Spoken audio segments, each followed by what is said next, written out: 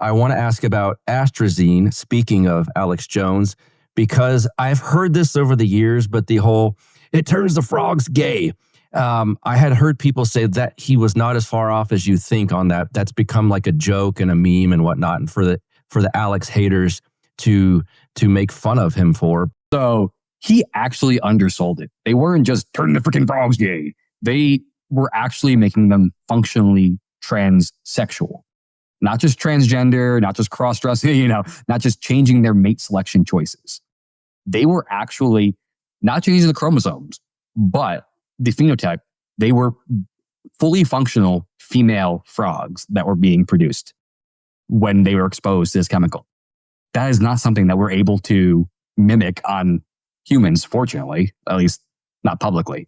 They probably have some weird dungeon out there. I don't know.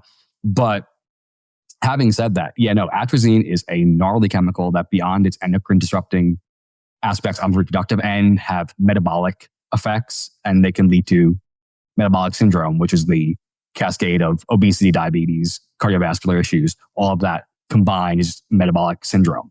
And is that in our water, atrazine? Yes. Yeah. Okay. So fortunately, as we said, there are filters that can get those out.